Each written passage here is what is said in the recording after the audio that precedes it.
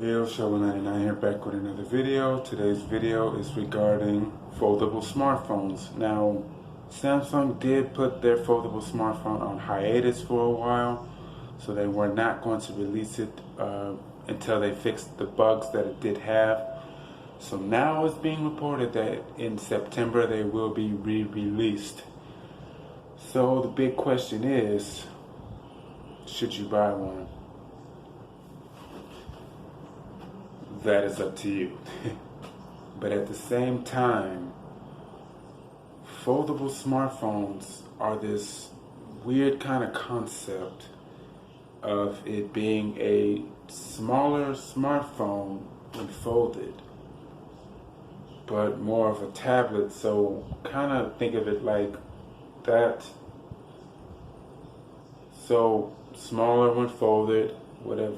I believe a 4.6-inch screen when folded and a 7-inch display when unfolded. So this is how I look at this.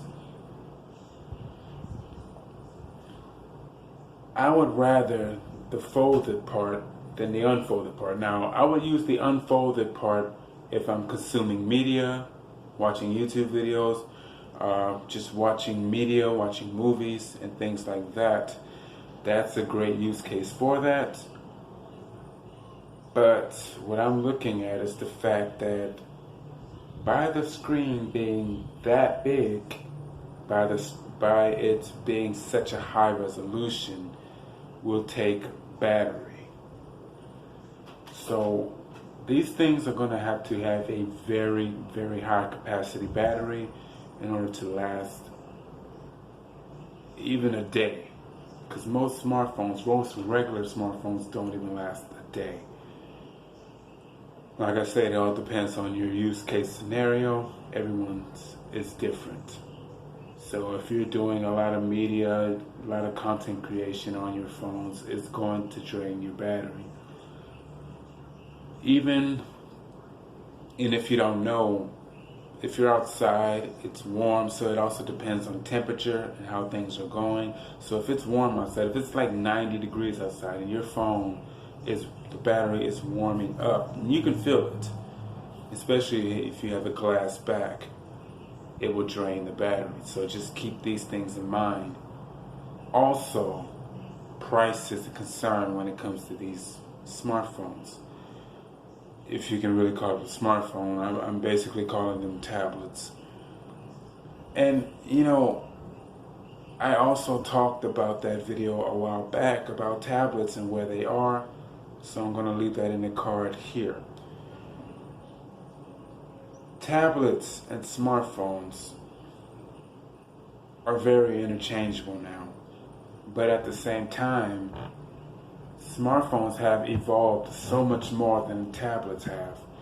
And tablets, again, are in the middle ground. So I feel like these new foldable smartphones are to slowly phase out tablets.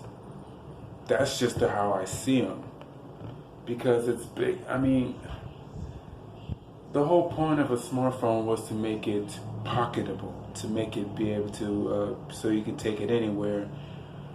But I guess some people viewed it as it being way too small to be able to see, I guess, or just not big enough for media consumption. But 6 inches is good enough. That's where most smartphones are now, and some are even bigger than that, going into plus territory.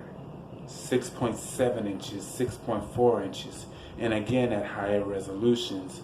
These resolutions will not be distinguishable on these smaller displays. So I guess that's where the tablet form factor comes from. So you can really get a feel for how the resolution actually is. So 1440p, even though it's still considered HD, it is actually QHD. So capital Q, capital H, capital D. So quad HD, 4 times that of 720p. So basically, with the resolution coupled with the screen size should be a better form factor when it comes to that resolution. Even though, especially in Samsung's technology, you can really tell a difference when just looking at the screen. What I like about most phones now, they give you the option to change to different settings. So like when this one came out, it has different color modes. So warm, normal, and cool. So most high-end or even mid-range smartphones will have this feature now, so you can calibrate it to your liking, which is what I like. So I have mine set to cool. Also, they give you a chance to set the display to small, normal, or large, so you can see more. Just keep in mind, if you do set it to smaller, that the text will be a lot smaller, although you will get more screen real estate. But back on topic, guys. Samsung Galaxy Fold being re-released, $2,000. $2,000 is going to be the price of this smartphone. Will you be picking it up? I definitely won't. I mean, if I had a chance to review the smartphone, I would. But as for actually buying it, no, I wouldn't. I mean, it's new technology, it's new tech, but I don't know. Let me know down in the comments, and see you in the next one.